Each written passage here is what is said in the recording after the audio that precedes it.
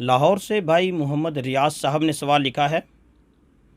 وہ لکھتے ہیں مفتی صاحب، ہم نے یہ سنا ہے کہ جو بچہ عید والے دن پیدا ہو اس کا صدقہ فطر دینا بھی لازم ہوتا ہے۔ آپ سے دریافت طلب بات یہ ہے، کیا یہ بات جو ہم نے سنی ہے یہ درست ہے؟ محمد ریاض: جی میرے محترم بھائی، عید والے دن کس کا صدقہ فطر واجب ہوتا ہے اور کس کا نہیں، اس بات کو جاننے سے پہلے یہ بات سمجھ لیں کہ صدقہ فطر کے وجوب کا وقت کیا ہے۔ جو بچہ صدقہ فطر کے وجوب کے وقت سے پہلے پیدا ہوگا تو اگر اس کا باپ ایسا ہے، مالدار ہے کہ شریعت نے اس کو صدقہ فطر دینے کا حکم دیا ہے تو یہ اس بچے کا بھی صدقہ فطر دے گا۔ اور اگر صدقہ فطر کے وجوب کے وقت کے بعد بچہ پیدا ہوا ہے تو اس بچے کا صدقہ فطر واجب نہیں ہے۔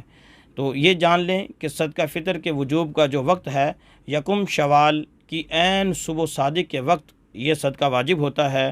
تو جو بچہ یکم شوال کی عین صبح صادق سے پہلے پیدا ہوا تو اس بچے کا صدقہ فطر اس کے باپ پر لازم ہے، اگر اس کا باپ مالدار ہے تو۔